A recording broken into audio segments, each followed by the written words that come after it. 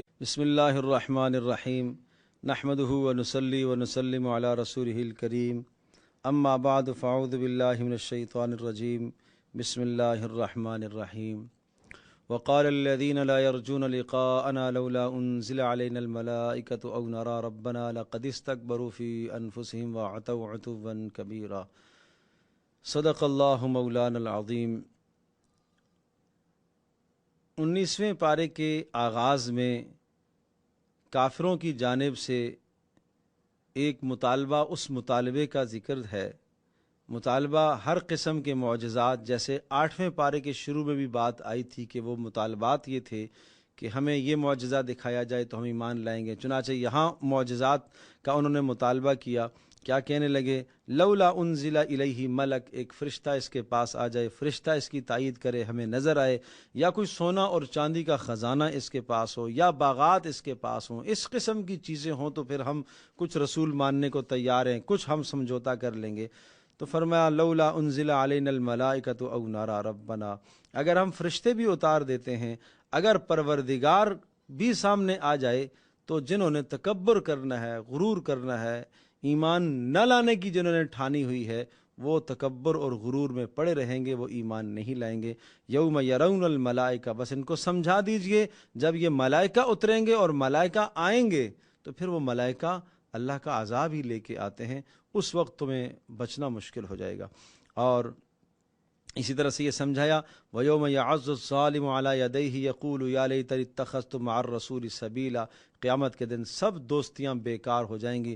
ہر آدمی یہ تمنا کرے گا، ہائے کاش میں فلاں سے دوستی نہ لگاتا، کاش میں رسول کی بات مان لیتا، کاش رسول کی بات بتانے والے کی بات میں مان لیتا، تو وہ سب کی سب دوستیاں بیکار ہو جائیں گی۔ اور اس دن رسول بھی اللہ کے حضور میں یہ فریاد کرے گا، یا رب ان قوم اتخذوا ھذا القرآن مہجورا، اے میرے پروردگار میری امت کے فلاں فلاں نے بھی قرآن کو چھوڑا ہوا تھا۔ قرآن کو چھوڑنے سے مراد یہ ہے قرآن پر ایمان نہ لانا، یہ قرآن کو چھوڑنا ہے۔ قرآن کا تلفظ ٹھیک نہ کرنا، یہ قرآن مجید کو چھوڑنا ہے۔ تلفظ صحیح ہو گیا، معنی نہ سیکھا، یہ بھی چھوڑنا ہے۔ معنی آتا ہے، تدبر نہیں کرتا، یہ بھی قرآن کو چھوڑنا ہے۔ تدبر بھی کر رہا ہے لیکن اس پر عمل نہیں کر رہا، یہ بھی چھوڑنا ہے۔ عمل کر رہا ہے، نشر و اشاعت پر محنت نہیں کر رہا، یہ بھی قرآن کو چھوڑنا ہے۔ اللہ اس چھوڑنے سے ہماری حفاظت فرمائے۔ اور یہ سخت ترین آیت ہے، سخت ترین آیت ہے۔ بتائیے جہاں رسول اللہ صلی اللہ علیہ وسلم اللہ کے دربار میں، اللہ کے یہاں اللہ کے رسول مدعی ہوں، وہ دعویٰ کریں کسی کے خلاف کہ اس نے قرآن کو چھوڑا ہوا تھا، وہ کیسے بچ سکتا ہے؟ اس کے بچنے کا کیا چانس ہو سکتا ہے؟ اللہ پاک ہم سب کی حفاظت فرمائے، اللہ پاک ہم سب کی بخشش اور مغفرت فرمائے۔ حضرت موسیٰ علیہ السلام کے قصے اور حضرت ہارون علیہ السلام کے قصے سے رسول اللہ صلی اللہ تعالی وسلم کو تسلی دی، اور بہت اختصار کے ساتھ دنیا کے عذاب کے نمونے سمجھائے، اور اہل مکہ کو تنبیہ کی، اور نہ ماننے والوں کو ہر جگہ یہ تنبیہ ہے کہ اس قسم کے عذابات اللہ پاک دنیا میں چھوٹے چھوٹے دکھاتا رہتا ہے، اور بڑا عذاب تو اللہ نے آخرت میں تیار کر کے رکھا ہے۔ وعباد الرحمن، اللہ اکبر، یہ رکوع یہ آئینہ کی مثل ہے۔ آدمی آئینے میں اپنے آپ کو دیکھتا ہے کہ میں کیسا ہوں، میرا چہرہ کیسا ہے، اور اپنے حلیے کو آدمی درست کرتا ہے۔ تو اگر دنیا میں آدمی اپنے آپ کو درست کرنا چاہے کہ میں اللہ کا محبوب ہوں کہ نہیں، میں اللہ کا مقرب ہوں کہ نہیں، تو یہ ان آیات کو دیکھے، یہ آیات آئینے کی طرح ہیں، یہ آئینے کی مثل یہ آیات ہیں۔ یہ صفات ہوں گی تو اللہ کے ہاں آپ کو قرب ملے گا۔ کیا صفات ہیں؟ نمبر 1، وعباد الرحمن الذین یمشون علی الارض، اللہ کے رحمان کے بندے، رحمان کے بندے جو زمین پر عاجزی کے ساتھ چلتے ہیں۔ نمبر 2، جب انجان جاہل آدمی ان سے ملتا ہے تو سلامتی کی بات کرتے ہیں، الجھتے نہیں ہیں۔ نمبر 3، یبیتون لربہم سجدا وقیاما، ان کی رات سجدے میں اور قیام میں گزرتی ہے۔ اور نمبر 4، والذین یقولون ربنا اصرف عنا عذاب جہنم، عذاب جہنم سے پناہ مانگتے ہیں۔ نمبر 5 اذا انفقوا لم یسرفوا ولم یقتروا، خرچ میں اسراف نہیں کرتے، فضول خرچی نہیں کرتے، اور حد سے تجاوز نہیں کرتے، بخل بھی نہیں کرتے۔ نمبر 6 والذین لا يدعون مع اللہ الہا آخر، اللہ کے ساتھ کسی کو شریک نہیں ٹھہراتے۔ نمبر 7 ولا یقتلون النفس، ناحق کسی کو قتل نہیں کرتے۔ نمبر 8 ولا یزنون، زنا کے قریب نہیں جاتے۔ ومن تاب وعمل الا من تاب وعمل عملا صالحا، توبہ اگر ان گناہوں میں سے کوئی گناہ کا ارتکاب ہو جائے تو پھر فوری توبہ کر لیتے ہیں۔ والذین لا یشہدون الزور، نمبر 10 وہ جھوٹی گواہیاں نہیں دیتے اور جھوٹی گواہیوں کے پاس نہیں جاتے۔ اور نمبر 11 وَإِذَا مَرُّوا بِاللَّغْوِ مَرُّوا كِرَامًا، بیہودہ مجالس سے نہیں گزرتے، اگر گزرتے ہیں شرافت کے ساتھ گزر جاتے ہیں، ان بیہودہ مجالس کے اندر کسی قسم کی دلچسپی نہیں رکھتے۔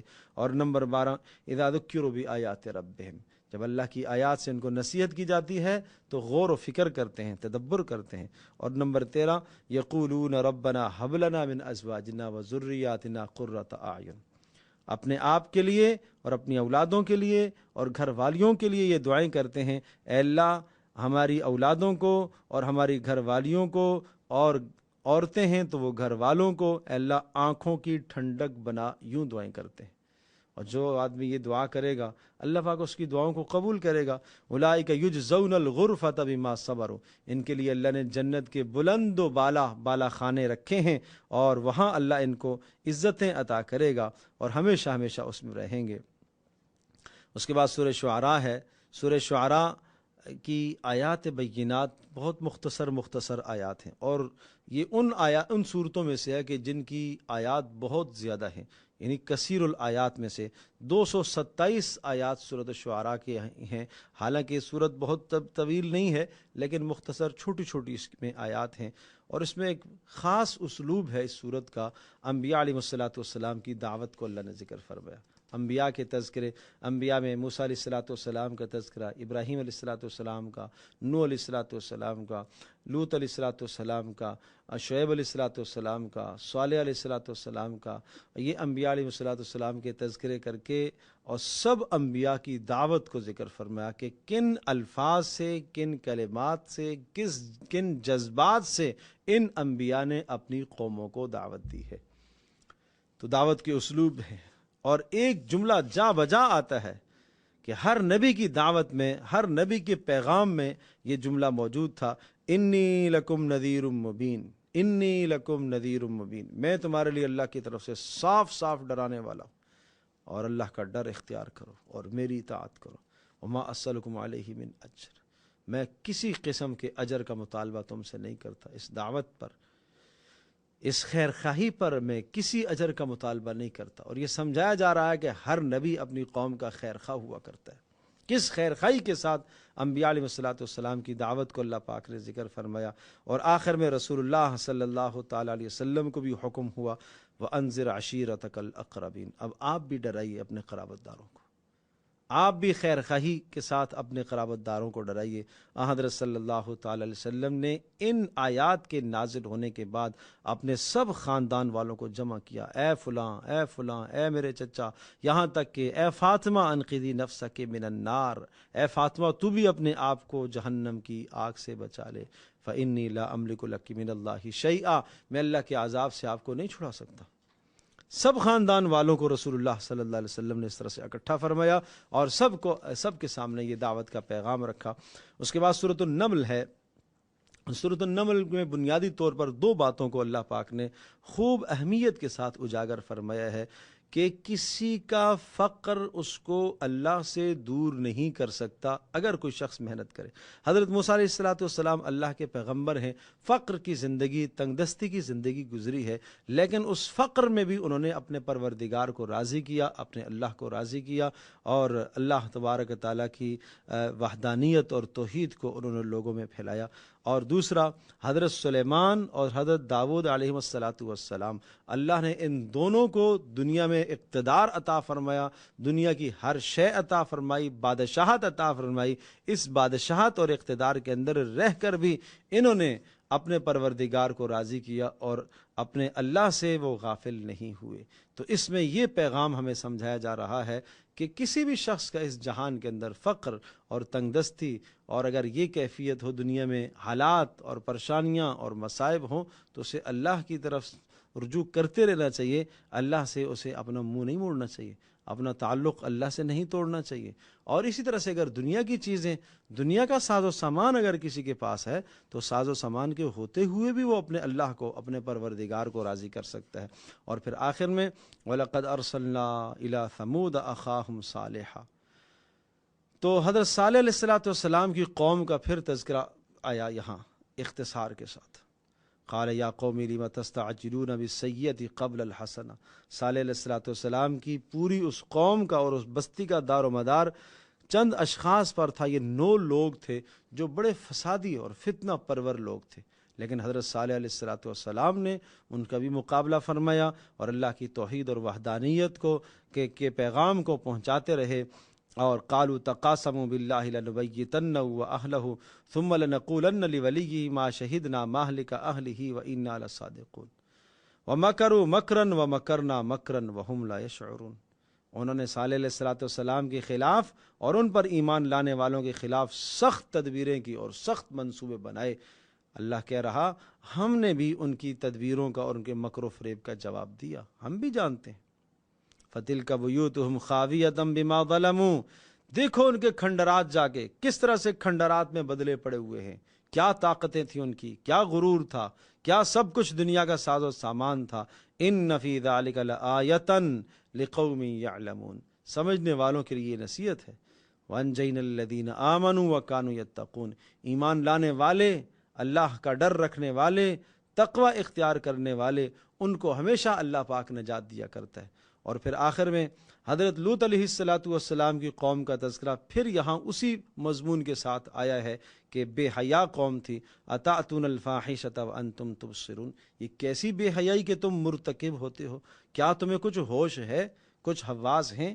غصہ، غضب اور شہوت یہ انسان کے لیے وہ مہلک امراض ہیں کہ جو انسان کی عقل پر پردہ ڈال دیتی ہے۔ یہی حال تھا ان کا بھی، عقل میں پردہ پڑا ہوا تھا، کوئی حقیقت کو نہیں سمجھ رہے، سمجھا کہ حضرت لوط علیہ السلام سمجھانے کی انتہا انہوں نے کر دی۔ اِنَّکُمْ لَتَأْتُونَ الرِّجَالَ شَهْوَةً مِّن دُونِ النِّسَاءِ، جنس پرستی کے قائل ہو تم، یہ تمہارا نظریہ ہے کہ جو چاہے جس طرح سے چاہے اپنی ضرورت کو پورا کرے، اپنی جس جنسی تسکین کو جہاں سے چاہے حیوانوں کی طرح پورا کرے۔ بل انتم قوم، یہ کیسی جہالت کی زندگی ہے، یہ پڑھا لکھا معاشرہ نہیں ہے۔ آج معاشرے کے اندر اگر کوئی یہ آواز لگاتا ہے وہ پڑھا لکھا معاشرہ نہیں ہے، وہ جاہل معاشرہ ہے۔ بل انتم قوم تجہلون، تم تو بڑے جاہل لوگ ہو۔ فما کان جواب قومہ، آج بھی ایسے معاشرے کے دلدادہ لوگ اور ایسے معاشرے کی تائید کرنے والے اور ایسی سوچوں کے گندے جراثیم اسلامی معاشرے میں لانے والے، وہ بھی کیا کہتے ہیں، یہ بڑے پاک ستھرے بنتے ہیں، یہ بڑے نیک صاف بنتے ہیں۔ ان کا بھی یہی حال تھا۔ فما کان جواب قومی الا ان قالوا اخرجوا آل لوط من قریتکم، کیا کہتے تھے، نکالو یہاں سے لوط کو اور اس کے ماننے والوں کو نکالو، انہم اناس یتطہرون، یہ بڑے پاکیزہ بنتے پھرتے ہیں، یہ بڑے صاف بنتے پھرتے ہیں، یہ عدل و انصاف کرنے والے ہیں کوئی۔ فانجیناہ واہلہ الا امرأتہ قدرناہا من الغابرین، کہا ہم نے لوط علیہ السلام کو اور ان کے ماننے والوں کو ہم نے نجات دی، لیکن لوط علیہ السلام کی بیوی ان نافرمانوں اور ان ظالموں اور ان بے حیا لوگوں کے ساتھ ہی اس کا انجام ہوا، اور اللہ پاک نے اس کو بھی اسی طرح سے تباہ کیا۔ وَأَمْطَرْنَا عَلَيْهِمْ مَطَرًا، اور پتھر اللہ نے آسمان سے برسائے، فَسَاءَ مَطَرَ الْمُنذَرِينَ، اور پھر بہت برا انجام ہوا ان لوگوں کا جن کو ڈرایا گیا، جن کو حضرت لوط علیہ السلام نے ڈرایا ہے۔ اللہ تبارک و تعالی ہم سب کی ان عذابوں سے حفاظت فرمائے، اور اللہ پاک ہمیں سمجھنے کی توفیق